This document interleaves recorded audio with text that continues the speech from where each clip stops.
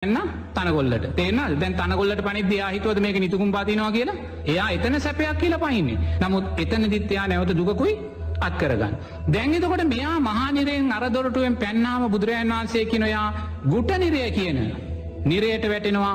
ඒකේ තනිකර ඉන්නේ නෝනා මේ යකඩ වානේ දැටි වගේ තියෙන තද උල් කටක් තියෙන පණුව කියනවා. තේරෙනවද? මේ පණුවන් අර වැටෙන නිරිසතාව හම විනිවිද ගිහිල්ලා මස විනිවිද ගිහිල්ලා ඇට විනිවිද ගිහිල්ලා ඇට මිදුළු විනිවිද ගිහිල්ලා කාලා විනාශ කරනවා කියනවා. දැන් ඒතකොට පැන්නේ අතනින් බේරෙන්න. තේරෙනවද? කකුල පිච්චෙනවා කියලා පැන්නේ නිදිකුඹ කාලට. ඒ වගේ මහ නිරයෙන් බේරෙන්න පණිද්දී ගුට නිරයටයි වැටෙන්නේ. ගුට නිරේ අර තියුණු තුඩ තියෙන වානේ දැටි වගේ තුඩ තියෙන පණුවන් විසින් සම්පූර්ණයෙන්ම කාලා විනාශ කරනවා කියනවා. මැරෙනවා ඉපදෙනවා මැරෙනවා ඉපදෙනවා මැරෙනවා ඉපදෙනවා ඉපදෙනකොට ආයිමත් පණුව කනවා. එතකොට දැන් බලන්න කෙනෙක් ප්‍රශ්න කරන්න පුළුවන් මේසා ගිනියම් වූ නිරයක පණුවන් ඉන්නේ කොහොමද කියලා. එතකොට දැන් සූත්‍රය හරියට අපි දකින්න ඕනේ. එතකොට මේ බුදුරජාන් වහන්සේ මේ පණුවන්ට වානේ යකඩ වානේ වගේ තියුණු මුවක් තියනවා තියුණු ශරීරයක් තියනවා කියන්නේ ඇයි? ඉඩෝරෙට අර රස්නෙට උෂ්ණයට ඔරොත්තු දෙන ආකාරයට තමයි යා බිහිවෙන්නේ. දැන් නුවරඑළිය කලාපයේ ජීවත් වෙන සතාට වගේ නෙමේ කාන්තාර කලාපයේ ජීවත් වෙන සතාගේ සියලු දේවල්ම තද ස්වභාවයෙන් තියෙන. මොකද ඒ කාන්තාර දේශගුණයට ඔරොත්තු දෙන්නේ. ඒතකොට මේ නිරේ ගුට නිරේ ඉන්න පණුව කියන්නේ කවුරුත් ගිහිලා දාපු පණුව නෙමෙයි. ඒත් අකුසල් විපාකයක් නිසා උණුසුම් වූ දේශගුණික කලාපයට ඔරොත්තු දෙන ආකාරයේ ශරීරයක් තමයි යාට ලැබිලා තියෙන්නේ. තේරෙනවද? නැතු කවුරුත් ගිහිලා දැම්ම නෙමෙයි ඈ. ඒතකොට මේ ගුට නිරේ ඉන්න පණුව අර මිනිස්යාව කාලා විනාශ කරනවා කියලා. ඊට පස්සේ දැන් එතනින් බේරෙන්න මෙයා පයින්නවා කියනවා තව තැනකට. එතෙන්ට ගියාම හිඹුල් වනය කියන නිරේ තියනවා කියනවා. දැන් ඔය කටු හිඹුල කියලා කියන්නේ. දැන් මිනිස්සු කටු හිඹුල කියන්නේ. දැන් මිනිස්සු කටු හිඹුල කිව්වහම සමහරු කියනවා නිරේ කටු හිඹුලක් තියෙනවා නම් මේ මිනිස්සු කරන අකුසල් දිහා දකිද්දී මේ එක කටු හිඹුලේ මෙච්චර මිනිස්සු කොහොමද නගින්නේ කියලා. සමහරවන මෙහෙම කටු හිඹුලක් තියෙනවා නම් මේක හැදුවේ කවුද? මේක නඩත්තු කළේ කවුද? මේක දිනපතා ප්‍රයෝජනෙට ගන්නවා නම් මේක ගරා වැටෙන්නේ නැද්ද? බිඳෙන්නේ නැද්ද? මෙවැනි ප්‍රශ්න අහනවා. නමුත් මේ හිඹුල් වනය කියන්නේ නෝනා ස්වභාවික පරිසර කලාපයක්. එක ගහක් නෙමෙයි, එක කටු හිඹුලක් නෙමෙයි. කවුරුත් හැදුවා වූ කවුරුත් මැව්වා වූ දෙයක් නෙමෙයි. හිඹුල් වනය කියන්නේ ස්වභාවික පරිසර කලාපයක්. ඒ පරිසර කලාපයේ තියෙන උෂ්ණාධික භාවය නිසාම ගිනියම් ස්වභාවය නිසාම ඒ ගිනියම් භාවයට ඔරොත්තු දෙන්නා වූ ශාකයන් තමයි වැඩේ. තේරෙනවද? දැන් අපි ශුෂ්ක පළාත් වලට ගියාට පස්සේ දරුණු තද දේශගුණික කලාප වලට ගියාට පස්සේ ඒ හැම ගහක්ම නෝනා කටු සහිත ගස්. ඒ වගේම ඉඩෝරයකට ඔරොත්තු දෙන ආකාරයෙන් තමයි මේ ගස් පිටලා තියෙන්නේ. එතකොට මේ හිඹුල් වනය කියන්නේ මොකක්ද එහෙනම්? නිරේ තියෙනා වූ උෂ්ණ පරිසරයට ඔරොත්තු දෙන්නා වූ ශාකයන්ගෙන් පිරිච්ච පරිසර කලාපයක්. ඒ පරිසර කලාපයේ තියෙන සෑම ගහකම මුලෙත් කටු තියෙනවා. අත්තෙත් කටු තියෙනවා. කොලෙත් කටු තියෙනවා. ඇයි ඒවා එහෙම පිටලා තියෙන්නේ? අර උෂ්ණ දේශගුණයට ඔරොත්තු දෙන්න. දැන් ඔබ බලන්න අපේ උෂ්ණ පරිසර කලාපවල පතොක් වගේ ඔය මේවා සියලු දේ කටු සහිත දේවල්. ඒ කටු සහිත ඒ තද කොළ බවට ඒවා පත් වෙන්නේ කුමක් නිසාද? උෂ්ණ පරිසරයට ඔරොත්තු දෙන තමයි සකස් වෙන්නේ. එන එතකොට දැන් මේ හිඹුල් වනය කියන්නේ වෙන දෙයක් නෙමෙයි.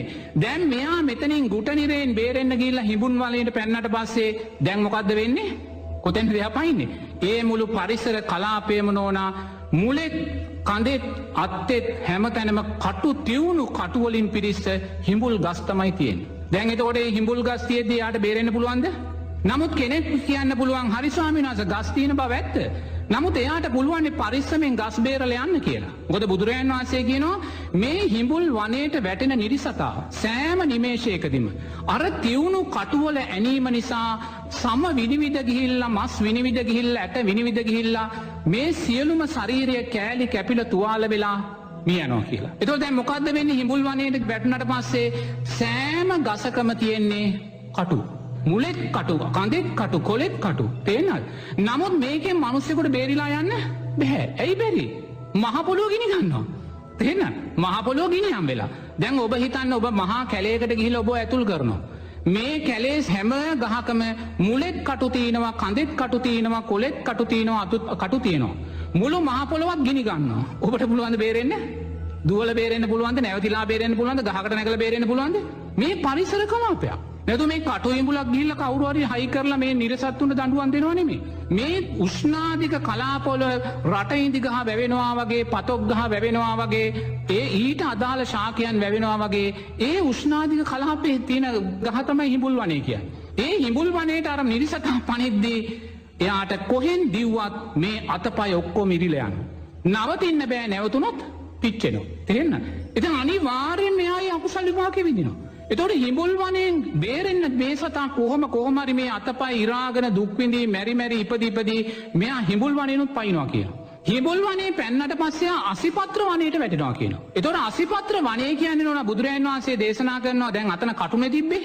තේරෙනවද? අසිපත්‍ර වනය කියන්නේ ඒ සෑම ගහකම කොළ පත්‍ර දැලි පීයක් වගේ තියුණුයි කියනවා. තේරෙනවද? දැලි පීයක් වගේ තියුණුයි කියනවා. ඒ තියුණු අසිපත්‍ර වනයේට දැඩි විදියට සුළං හමනවා කියනවා. ඒ සුළං හමනකොට අර අසිපත්‍ර වන හෙල්ලිලා අතු හෙල්ලිලා නිරිසතාගේ නහය කැපෙනවා කියනවා, බෙල්ල කැපෙනවා කියනවා, අතපය කැපෙනවා කියනවා, කැපි දුක් විඳිනවා කියනවා. එතකොට මේ අසිපත්‍ර වනය කියන්නේ මොකද්ද? කවුරුත් හදපු ගහක් නෙමෙයි. තේරෙනවද? අසිපත්‍ර වනය කියන්නේ අර උණුසුම් ගිනියම් වූ දේශගුණයට ඔරොත්තු දෙන්නා වූ පරිසර කලාපයේ වැවෙන ගස්. ඒ පරිසර කලාපයේ වැවෙන ගසේ පරිසරයට අදාළව අන්න ඒ කොළ හැඩ ගැහෙනවා. කොළ හැඩගෙන දැන් පතොක් ගහක් බලන්න, රටින්දි ගහක් බලන්න, ඔය තල් ගස් බලන්න, මේ හැම කොළයකම කැපෙන ස්වභාවයක් තියෙනවා. දැන් මේ මෙච්චර මේ උණුසුම් පරිසරයක නෙමෙයි අපි ජීවත් වෙන්නේ නේද? මේ ඉරහඳ පායන පරිසරයක, මේ වහින පරිසරයක දැන් ශුෂ්ක පළාත්වල සමහර පත්‍ර තියෙනවා කැපෙනවාද? තේනවා පතොක් ගල්ලපුන කැපෙන ඒවා තියෙනවා. ඒතකොට මේ කැපීම සකස් වෙන්නේ කුමක් නිසාද? අර පත්‍රයේ තියෙන තදභාවයත් පරිසරයේ තියෙන රස්නේ ස්වභාවයත් වාතයේ තියෙන සුලං ස්වභාවයත් මේවා එකට මේවා වෙනකොට අර කම්හලේ පිහිය රත් කරනවා වගේ අන්න කැපෙනවා. කැපෙන ස්වභාවයට එනවා. ඒක හේතුඵල ධර්මයක් ඈ. පරිසරයේ තියෙන උණුසුම් ස්වභාවයත්, පත්‍රයේ තියෙන ඝන ස්වභාවයත්, වාතයේ තියෙන සුලං ස්වභාවයත් මේ තුන එකතු වෙනකොට එහෙනම් මේ තුන එකතු වෙනකොට අර කම්හලේ පිහියට මුවහත තියෙනවා වගේ අන්න පත්‍ර කැපෙන ස්වභාවයට දැන් ඒක මේවා කවුරුත් මැව්වද? ස්වභාවික පරිසර කලාපයක්. තේරෙනවද? එතකොට මේ ස්වභාවික පරිසර කලාපයේ අසිපත්‍ර වනයේ ගස්වල කොළ වලින් ගින්දර විහිදෙනවා කියනවා. එතකොට ගින්දර විහිදෙන්නේ කොහොමද? දැන් අපි නුවර එළියට ගියොත් උදේ පාන්දර නුවර එළියේ කැලයක් දිහා ගහක් දිහා බැලුවොත් මුළු ගහේම කොළ සුදු පාටට හිමෙන් වැහිලා තියෙන්නේ. සුදු පාටට හිමෙන් වැහිලා තියෙන්නේ. එතකොට බලන්න සුදු පාටට හිමෙන් වැහුන නිසා මොකද? හිම සහිත කාලගුණික සත්වයක් නිසා අර සියලු දේවල් හිමෙන් වෙන්නවා. තේරෙනවද? ඒ වගේ අර උණුසුම් කාලගුණික තත්ත්වය නිසා ඒ උණුසුම් දේශගුණයෙන් අර මේවා වටේ තනිකර ගින්දර බැඳිලයි ගිනි දණු පිට වෙනවා. දැන් ඔබ ගිහිල්ලා මේ ගහක අත්තක් කැපුවොත් මොකද්ද වෙන්නේ? සුදු පාට වතුර වැగిරෙනවා. යම් ද්‍රවයක් වැగిරෙනවා. නමුත් අර අසිපත්‍ර වනයේ කොළයක් කැඩුනොත් මොකක් හරි වුණොත් වැగిරෙන්නේ ගින්දර. මොකද ගින්දරට අදාළ පරිසරයක තමයි ඒවා හැදෙන්නේ. තේන්න? අර නුවර එළියේ තියෙනා වූ අර සිසිල් දේශගුණය තුල, හිම මිදෙන දේශගුණය තුල මුළු පරිසරයම හිමෙන් වැහිලා, ගස් කොළන් අතු ඔක්කොම හිමෙන් වැහිලා සුදු පාටට පේනවා වගේ අසිපත්‍ර වනයේ උණුසුම නිසා අන්න ගස් වලින් ගිනි දැල් පිට වෙනවා. හේතුඵල ධර්මයක්. කවුරුත් ඇදුවද? නැහැ. ඒතකොට දැන් මේ අසිපත්‍ර වනයේට වැටුණාට පස්සේ මොකද්ද වෙන්නේ? අසිපත්‍ර වනය සියලුම කැලේ තියෙන කොළ තියුණු පිහියක්, දැලි පිහියක් වගේ මෝහත තියෙනවා. බිම තනිකර ගිනි ගන්නවා. වැටුණාට පස්සේ නිරිසතාට නවතින්න බෑ. නැවතුනොත් කකුල් පිච්චෙනවා, ශරීරය ගිනි ගන්නවා. දුවන්න බෑ. දිව්වොත් මුළු ශරීරෙම කැපෙනවා. නහය කැපෙනවා කියනවා, බෙල්ල කැපෙනවා කියනවා, කැපි ඒ නිසා නිරේතුරුවම අසිපත්‍ර වනයේ අප්‍රමාණ දුකකට පත් වෙනවා. ආයිමත් බුදුරජාණන් වහන්සේ කියනවා උණුවලු නිරයක් තියෙනවා කියලා. තේරෙනවද? උණුවලු නිරේ. එතකොට මේ උණුවලු නිරේ කියන්නේ මොකද්ද? ඒ යොදුන් 1000 ගාණක් පුරාවට තියෙන්නේ උණුවලු. තේරෙනවද? ප්‍රශ්නේ තියෙන අලු. එතකොට දැන් මේ උණුවලු කවුරුත් රත් කරලා හැදුවද, ගිහිල්ලා දැම්මද නැහැ. අර මහා ගිනි කඳු වගේ ගිනි ගන්න නිරේ ගිනි ජාලා වලින් ඒ වැగిරෙන ලෝදිය ගලාගෙන ඇවිල්ලා අන්න අලු බවට පත් වෙනවා. දැන් ලෝකයේ තියෙන ගිනි කන්දක් උණුසුම් වෙලා සක්‍රිය වෙලා ඒ ගිනි කන්දෙන් ලාවා ගලා ගියාට පස්සේ ඒක නිමුණට පස්සේ තනිකර අලු බවට පත් වෙනවා. එතකොට මේ කවුරුත් හදපු දෙන්නේ මේ ස්වභාවික පරිසර කලාපය. එතකොට මේ උණුවලු නිරය කියන්නේ අර ලාවා වැగిරිලා ඇවිල්ලා නිමිලා හැදෙන්නා වූ අලු වලින් හැදෙන්නා වූ පරිසර කලාපය.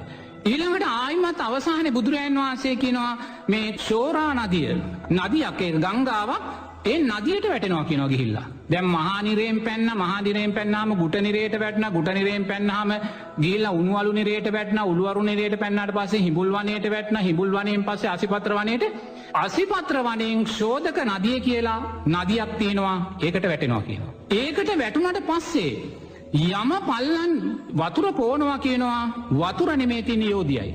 දැන් බලන්න අපේ රටේ ඔය තීන ගංගා තියෙනවා මහවැලි කැලණි වලවේ ඔය සෑම ගංගාවක්ම පිරලා තියෙන්නේ මොකකින්ද? ජලේ. ඒ ජලයෙන් පිරුණේයි මේ වැස්ස නිසා ජලයෙන් පිරුණා. තේරෙනවද? නමුත් සියල්ල උණුසුම් ගිනියම් වූ පරිසර කලාපයක අර ගිනි කඳ උතුරලා ගලාගෙන එන කලාපයක ගඟක් තිබ්බොත් ඒකඟ ජලයෙන් පිරෙයිද යෝධියෙන් පිරෙයිද? වැස්සක් නැහැ. මොකද ගිනි ගන්නා වූ පරිසරයක් තියෙන්නේ. ඒතර වැස්ස තියෙන මේ මනුස්ස ලෝකයේ ගංගා ජලයෙන් පිරෙනවා වගේ වැස්සක් නැති ගින්දරින් ගලා යන්නා වූ ගංගාවන් නිරේ තියෙනවා. ඒ නිරේ තියෙන ගංගා පිරෙන්නේ මොකකින්ද? යෝධිය වලින්, උණු වතුර වලින්. තේරෙනවද? එතකොට මේ උණු වතුර මෙතෙන්ට වැටුණාට පස්සේ බොන්න වෙන්නේ උණු වතුර යෝධියමයි, කන්න වෙන්නේ උණු වතුරමයි. තේරෙනවද? කවුරු හරි වතුර උණු කරලා දැම්මද? නැහැ. අර උණුසුම් පරිසර කලාපෙන් ගලාගෙන එන්නේ තනිකර උණු වතුර යෝධිය. ඒ යෝධියෙන් තමයි මේ නිරේ තියෙන ගංගා හැදිලා තියෙන්නේ. එතකොට මේ මේවාට වැටුණාට පස්සේ යමපල්ලන් මේගොල්ලන්ට බඩගිනි කියන කොටත් අර යෝධිය පෝනවා කියනවා. පිපාසය කිව්වත් යෝධිය පෝනවා කියනවා. ඒ යෝධිය පෝනකොට දිව පිච්චෙනවා කියනවා, උගුර පිච්චෙනවා කියනවා, උදරේ පිච්චෙනවා කියනවා, අදෝ මාර්ගයේ පිච්චෙනවා කියනවා. මුළු ශරීරෙම පිච්චමින් මෙරි මෙරි ඉපදෙනවා කියනවා. එහෙනම් දැන් මෙතන කොතනකවත් තිබ්බද නිරය කියන කාරණේ? කවුරුත් හැදුවා, කවුරුත් මැව්වා, කවුරුත් බලනවා කියන කාරණේ නැහැ. ස්වභාවික පරිසර කලාපයක්. කාන්තාරය කියන්නේ මැද පෙරදිග කාන්තාරය කියන්නේ ස්වභාවික පරිසර කලාපයක් වගේ. සීත දේශගුණයන් හිම මිදෙන කලාපයන් තියෙනවා. ඒක පරිසර කලාපයක් වගේ. අපේ රටේ ගත්තොත් නුවරඑළිය කියන්නේ එක ස්වභාවයක්. පුත්තලම් පැත්තේ මඩකලවු පැත්ත ගත්තොත් එක ශුෂ්ක පරිසර කලාපයක්. ඒ වගේ නෝනා මේ යොදුන් දසදහස් ගාණක් යට තියෙන ස්වභාවික පරිසර කලාපයක්. එතකොට තව කෙනෙක් ප්‍රශ්නයක් කරන හරි මේක ස්වභාවික පරිසර කලාපයක් දැන් තේරුම් ගත්තා කියමුකෝ. එතකොට අහන්න පුළුවන් කවුද මේ යමපල්ලු කියන්නේ කියලා. මේ නිරේට වැටෙන නිරසතුන්ට දඩුවම් කරන යමපල්ලු කවුද කියලා කෙනෙක් අහන්න පුළුවන්. එතකොට යමපල්ලු කියන්නේ කවුරුත් නෙමෙයි. ඒගොල්ලන්ත් නිරේ ඉන්න නිරසතුමයි. නමුත් ඒගොල්ලන්ට ආයුෂ වර්ණයේ සැපේ බලය වැඩි. දැන් යුද්ධයක් තියෙන කාලෙට නිරේතුරුවම ගැටුම් තියෙන කාලෙට වදකාගාර තියෙනවා. ඒ දැන් හිට්ලර් මහත්තයාගේ වදකාගාර තිබ්බ, අපේ රටෙත් වදකාගාර තිබ්බා නේද? ඒතකොට මේ වදකාගාරවල වල වද දෙන්නේ කවුද? පිටින් ආපු කෙනෙක්ද? මිනිස්සුමයි. තේන කාටද වද දෙන්නේ? මිනිස්සෙන්ට. ආයුෂ වර්ණයේ සැපේ බලය වැඩි කෙනා ආයුෂ වර්ණයේ සැපේ බලය අඩු කෙනාට වද දෙනවා. තේන්න? ඒතකොට මේ යමපල්ලා නිරේ ඉපදෙන්නේ අකුසල් විපාකයක් නිසා. එතකොට මේ යමපල්ලා අකුසල් විපාකය කියන්නේ මොකද්ද? දේශය, වෛරය, ක්‍රෝධය, සිල්පද බිඳීම් මේ වගේ දරුණු හිත් තියෙන අය ඔන්න ගිහිල්ලා නිරේ ඉපදෙනවා. නිරේ ඉපදුනත් ඒගොල්ලන්ට ආයුෂ වර්ණයේ සැපේ බලය වැඩි. ඒ ආයුෂ වර්ණයේ සැපේ බලය වැඩි කෙනා තමයි යමපල්ලා කියලා කියන්නේ. එතකොට මේ යමපල්ලන්ගේ තියෙන සාංශාරික ද්වේෂය නිසා, සාංශාරික පරිගැනීම් නිසා, ඒගොල්ලන්ට අර ශුෂ්ක පරිසරය නිසා ඇතිවෙන මානසික පීඩනය, මානසික ක්‍රූරත්වය නිසා ඒගොල්ලෝ පරිගැනීමම තමයි කරන්නේ. එතකොට ඒගොල්ලෝ අර නදියට වැටෙන මිනිස්සෙයින්ට ඒගොල්ලන් අර යෝධිය ගිනි වතුර පොනවා කියන්නේ නෝනා අපේ මිනිස්සු මත්පැන් පොනවා වගේ තමයි.